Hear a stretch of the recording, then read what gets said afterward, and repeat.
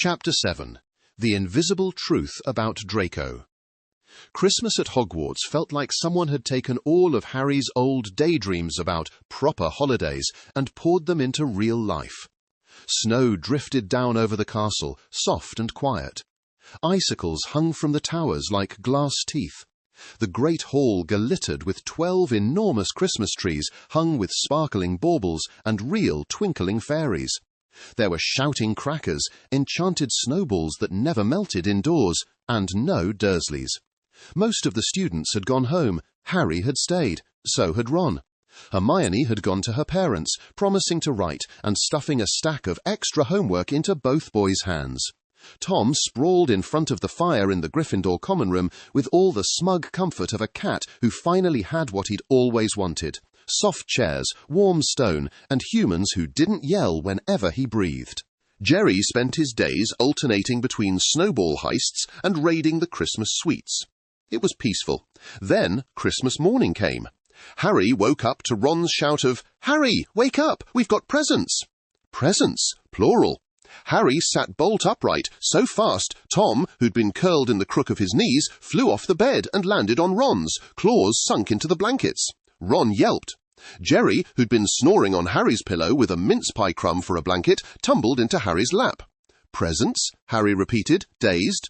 He had one from Hagrid, one from Mrs. Weasley, one from the Dursleys, and then a package of shimmering silver fabric that flowed over his hands like water. No note, no name, just a scrap of parchment that said, in neat, spiky writing, "Your father left this in my possession before he died. It is time it was returned to you. Use it well. A very Merry Christmas to you." Harry held it up. It was a cloak, but not like any cloak he'd seen. It gleamed, then faded, then seemed to become nothing at all where it draped over his fingers. Jerry's eyes widened. Tom's ears shot up. "Invisibility," Jerry mouthed, paws forming a big poof gesture around his head. Harry, heart hammering, threw it around his shoulders. From his perspective, he was still there. From Ron's, Tom's, and Jerry's points of view, he vanished. "Whoa," Ron breathed. "You're gone, completely gone. You can see your head a bit because your hair's messy, but—" Tom padded cautiously forward, sniffed the air, and bumped into Harry's invisible knee. He blinked, then did what any reasonable cat would do when confronted with invisible furniture. He climbed it. His claws sank into nothing, but he felt fabric and Harry's leg. He scrambled up until he balanced on Harry's invisible shoulder, tail lashing with giddy conspiracy. Jerry leapt. He bounced off nothing, arms windmilling, then latched onto the cloak and scrambled up like scaling a very soft curtain. They had just discovered their new favourite toy. The Invisibility Cloak quickly became their passport to every corner of the castle after hours. Harry used it first to sneak to the restricted section of the library. Tom and Jerry used it as an excuse to turn every sneaking session into a slapstick mission. The first night they tried it, the three of them slid under the cloak together. It draped over Harry to his ankles, pooled on the floor, and just about covered Tom and Jerry if they stayed close. Tom stayed near Harry's feet, pressed to his shin like a guard cat. Jerry clung to Harry's collar, nose sticking just past the edge of the hood. "Shh," Harry warned, "we have to be silent." Tom made an offended face, pointed his own mouth as if to say, "When have you ever heard me talk?" Jerry rolled his eyes and mimed zipping his lips, locking them and throwing away the key. Then he immediately started humming silently in his own head. They crept out of the dormitory, down the tower, through shadowed corridors. Hogwarts at night was a different world. Moonlight slanting through tall windows. Stained glass colours muted to slivers of grey. Portraits snoring in their frames or whispering to each other in low voices. Suits of armour that sighed occasionally just to hear the echo. Their first trip to the library's restricted section ended, as you'd expect, with a screaming magical book, Filch, and a narrow escape courtesy of Peeves. Tom and Jerry had barely stopped laughing even as they dove under the cloak, hearts pounding. But it wasn't the restricted section that changed how Tom and Jerry saw Draco Malfoy. That happened a few nighttime wanderings later. It started with curiosity. Harry had become obsessed, in a quiet, fierce sort of way, with the three-headed dog they'd stumbled across on Halloween, the dog that looked unsettlingly like Spike's three-headed cousin. There was a trap door under it. It was guarding something important. Harry hated not knowing things. So did Hermione. Ron pretended he didn't, but Tom and Jerry had seen the way his ears angled in when mysteries were mentioned. That night, though, it was just Harry, Tom, and Jerry. Ron was snoring like a defective kettle. Hermione was in the girls' dormitory. Harry lay awake, staring at the ceiling of his four-poster, fingers itching for the cloak. "You want to go," Tom's eyes seemed to say from the foot of the bed. Jerry, perched on the bedpost, jerked his head toward the trunk where the cloak was hidden and gave Harry a thumbs up. "All right," Harry whispered, curiosity beating common sense thoroughly. "Just a quick look, then back." Moments later, they were padding down the stairs, wrapped in shimmering nothing. The common room was dark, except for the embers in the fireplace. The fat lady in the portrait snored softly in her frame, head tilted back. They eased through the portrait hole into the corridor. "Come on," Harry breathed. He headed for the little corridor where they'd first met Fluffy. Tom and Jerry, flushed with the thrill of being invisible, couldn't help themselves. They took advantage of every reflective surface to wave at themselves, which, of course, looked like nothing. Tom reached a paw out toward a suit of armor and booped its metal knee, then froze as it clanked softly. Jerry smacked his paw away. "Focus," Jerry's expression said. They took a familiar shortcut, down one staircase, up another. And that was when they heard it, a sniff. Not a ghostly draught or a creaking hinge, a human sniff. Wet, angry, and trying not to cry. Harry stopped. "What was that?" he whispered. They were near an alcove, half hidden by a dusty tapestry of a wizard teaching trolls to dance. Pale moonlight pooled beyond it. Curiosity and concern tugged Harry toward the sound. He edged closer, footsteps slow under the cloak. Tom hunched low, ears pricked. Jerry poked his head just past the hem, whiskers forward. Behind the tapestry, in the tiny alcove, sat Draco Malfoy. Not the Draco who smirked, drawled, and tossed his hair in the Great Hall. This Draco had his knees drawn up, arms wrapped around them. His usually sleek hair was mussed. His robe was slightly crooked, like he'd thrown it on in a hurry. His chin rested on his knees, and his face was wet. He didn't hear them. He was too lost in whatever storm was inside his own head. Tom and Jerry froze. It's always odd seeing someone you've cast in your head as the enemy crying. Jerry's first instinct was suspicion. He narrowed his eyes, looking for some trick, some hidden watcher. No one else was there, just Draco and a handful of quietly falling tears. He sniffed again, angry at himself for making noise, and scrubbed furiously at his eyes with the back of his hand. "Stupid," he muttered under his breath. "Stupid." His voice, stripped of smarm, sounded small. Harry, peering from beneath the cloak, frowned but didn't seem to know what to do with this information. He stayed silent, invisible. Tom's heart did a little sideways hop. He had seen that posture before. Curled in on yourself, mumbling insults inward.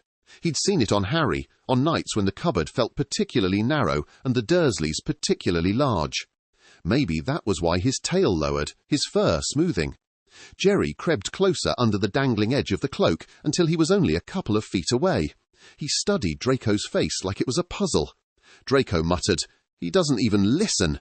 Make the family proud, Draco. Don't embarrass us, Draco. Why aren't you top of the class yet, Draco?"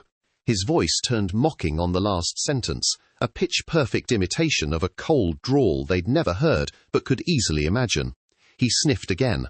"I am trying," he said quietly, to no one. Tom's ears twitched. Jerry's whiskers drooped. Harry's hand tightened on the cloak, but his mind was elsewhere. He was thinking of Fluffy, the trapdoor, the mysterious object hidden in the school. Draco Malfoy was a bully. Malfoys were trouble, obviously. Draco kicked at the wall half-heartedly. There was a scrap of parchment clutched in his hand, crumpled nearly into a ball. He smoothed it on his knee, glaring at it. Tom and Jerry couldn't see the words from under the cloak, but they saw a letterhead, an elegant crest, rich ink. "You are a Malfoy. We expect better." Draco read the line aloud, voice dripping with bitterness. "Always that. Never are you all right. Never are you happy. Never anything." He scrunched the letter tight again. Jerry's nose wrinkled. He remembered letters too. Letters that had been snatched away before Harry could read them. Letters Harry had never gotten. Letters meant something. They could be paper weapons. Draco let his head thunk back against the stone wall. Thunk, thunk. For a brief moment, the almost 12-year-old boy looked even younger. He murmured, "I tried to be friends with Potter. I did. He chose Weasley instead. Chose that." A familiar prickly annoyance stirred in both Tom and Jerry at the slight to Ron, but it tangled strangely with something else. Draco wasn't sneering right now. He was just hurt. His words came out like something he'd been holding in for weeks. Tom exchanged a look with Jerry. This was unexpected. Harry, under the cloak, felt a pang at the mention of his name, but it was muddled with the memory of Draco's hand jerking away when he refused it, his insults to Ron, his words about Hagrid. "Let's just go," Harry whispered, too soft for Draco to hear. He tugged the cloak. Tom stumbled, almost dragged away. Jerry clung for a second longer, torn between listening more and sticking with Harry. In that single pause, Draco took a deep breath, swiped his sleeves across his face, and stood up. The Malfoy mask slid back into place like a door slamming shut. Expression smoothing, shoulders straightening, eyes narrowing. He tucked the crumpled letter into his robes. By the time he stepped out from behind the tapestry and stalked past, any trace of tears was gone. He passed within inches of Harry, Tom, and Jerry. Tom, tucked against Harry's leg, watched Draco's jaw tighten as he moved. Watched his fingers flex at his sides like he was rehearsing every insult he'd ever learned as armor. Tom's fur ruffled in a conflicted way. Jerry's tail flicked slowly. As Draco disappeared around the corner, Harry let out a breath he hadn't realized he was holding. "I didn't know he was out tonight," he muttered. "We'll have to be careful." He sounded relieved, wary. He did not sound like someone who'd just watched the villain cry. Tom made a face that translated neatly to "human boys are hopeless," and settled back under the cloak. Jerry sighed as he crawled back up Harry's robe. He hesitated, glancing once more behind them, toward the empty alcove. The truth about Draco Malfoy was now lodged in their heads like a secret stone under the floorboards. But Harry's mind was already on other puzzles. Fluffy, the trapdoor, the strange break-in at Gringotts Hagrid had muttered about. They continued their planned route, slipping through corridors and peeping into rooms, hearts thudding every time Mrs. Norris's glowing eyes passed by. In the trophy room, Harry lingered over an old Quidditch cup with his father's name. Tom batted at the dust motes dancing in the moonlight. Jerry climbed the plinth of a tarnished shield and mimed buffing it, rolling his eyes at how obsessed wizards seemed to be with house trophies. Later, they stopped near the Great Hall. Moonlight cast long bars on the floor from the high windows. The Christmas trees inside flickered with fairy lights, soft and distant. Harry moved to peek inside. Tom, nose twitching, tugged his trouser leg. Jerry pointed, ears forward. Someone else was there. Not Draco this time. Snape. They could just make out his silhouette among the shadows, transformed glamour and all, standing near the staff table, fingers tracing shapes in the air. Dumbledore stood opposite, hands folded calmly.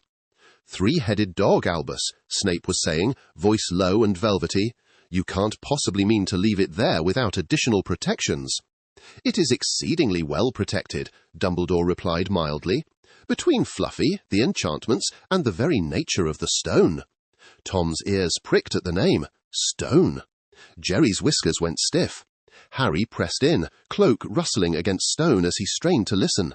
Just then, a suit of armor somewhere down the hall gave a loud clank as it shifted. Tom, startled, jumped. The cloak hem lifted. Moonlight hit Jerry full on. Snape's head turned. Jerry dove under the cloak with every ounce of speed in his tiny body. He skidded into Harry's shoe, panting. Snape narrowed their eyes into the darkness of the corridor beyond the Great Hall. Dumbledore just smiled faintly. "Rest assured, Severus," he said. "If someone unwanted gets that far, they'll face more than a small canine deterrent, and more than a few single ladies." Snape glared at him. Tom and Jerry, trembling under the cloak, exchanged a "did he just make a Beyoncé joke?" look, then fought not to snicker. "Come on," Harry whispered. "We've learned enough for one night." They slipped away. Over the next few weeks, the cloak saw plenty of use. Harry used it to explore, to search for answers about the stone, to avoid Filch, and once, memorably, to drop a snowball on the back of Quirrell's turban without being caught. Tom and Jerry used it as an excuse to be everywhere. They discovered secrets of the castle Harry never saw because he was peering resolutely only where he thought the stone might be. One particularly icy night, they slunk along a deserted corridor in the dungeons. Harry had heard Snape might be down here talking to Quirrell. He wanted to know why. He moved with purpose, invisible feet making no sound on the cold stone. Tom, nose twitching, picked up traces of familiar smells: damp, potion, Slytherin cologne. Jerry caught a different sound, not Snape's sharp steps or Quirrell's stuttering mutter, a soft, muffled thud, and a low grumble. He tugged at Harry's sleeve urgently, gesturing ahead with his chin. Harry, singularly Snape-focused, kept going. They reached a small storage room door, cracked open a fraction. Light spilled through the gap, a thin yellow line on the corridor floor. Harry nudged it further with a cautious hand, careful not to let the cloak slip. Through the gap they saw shelves of spare cauldrons, boxes of old robes, and the back of a familiar blonde head. Draco, again. He was alone. He stood facing a stack of chipped cauldrons, wand in hand. For a bizarre second, it looked like he was trying to duel cookware. "Stupefy," he snapped at a particularly dented cauldron. Nothing happened. Of course, first years couldn't cast that yet. Draco's shoulders sagged. He lowered his wand and muttered, "Pathetic." But this time the insult was clearly directed at himself. Tom's ears drooped. Jerry bit his lip. Again, Draco told himself through clenched teeth. "You're a Malfoy. You should be able to do this. Father would." He raised the wand again, took a deep breath, tried to calm his shaking hand. "Expelliarmus!" The cauldron rattled slightly, toppled. He managed to look vaguely proud for half a second. Then his expression crumpled. "Not good enough," he whispered. "Never good enough." He sat down heavily on a crate, wand dangling limply. From a pocket he pulled the same crumpled parchment. Tom leaned forward, squinting. This time the angle of Draco's arm and the way he smoothed it let them see more of the writing. "Heard about your poor marks in potions and defence. This will not do. You are a Malfoy, Draco. We expect excellence.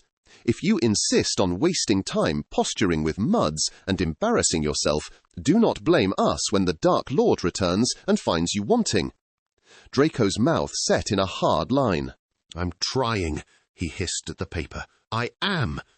He bunched it up, then flattened it again with trembling fingers. "I'm trying," he repeated, softer this time.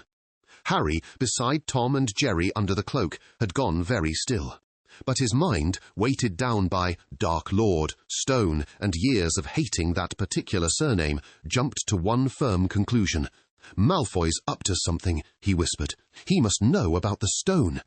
He didn't see what Tom and Jerry saw. The bit of boy under the swagger, the fear under the sneer. Tom's tail drooped, Jerry's whiskers twitched low. Without quite thinking about it, Jerry slipped out from under the cloak's hem. Only an inch, just enough for a breeze of cold to touch his nose. Tom squeaked silently and grabbed his tail, hauling him back under. "What are you doing?" his wide eyes demanded. Jerry made a small, helpless movement with his paws. I don't know. I just... He glanced back toward Draco, mind churning. Part of him wanted to zip across the floor, yank Draco's shoelaces together, and break the tense sadness with Slapstick. Part of him wanted to climb up and pat Draco's sleeve. He did neither. He stayed, pressed against Harry's ankle, watching. Draco wiped his face harshly, squared his shoulders, shoved the letter deep into his robes, and stood. His expression slid back into its usual arrogant mask. "Potter's probably sneaking around right now thinking he's clever," he muttered. "Wait till Father hears I saw him expelled." He stalked out, almost brushing the invisible trio without realizing. Harry, Tom, and Jerry held their breath. When the corridor was empty again, Harry let it out in a huff. "Knew he was up to something," he murmured. "Come on, let's see if Snape's with Quirrell." He turned away. Tom and Jerry stayed facing the now empty room for a second longer.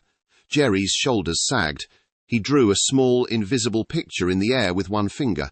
a stick-figure Draco with a big spiky speech bubble labelled blah blah, then erased it and drew the same stick figure, this time with droopy shoulders and a cracked heart. Tom watched, then slowly nodded. They understood now. Draco Malfoy played the part of villain, not entirely by choice. Pieces moved behind him, voices pushed him, letters shoved him. It didn't erase the awful things he said. It did, however, shift something in Tom and Jerry's hearts. They padded after Harry down the corridor. Harry, wrapped around his own worries, muttered, "Snape.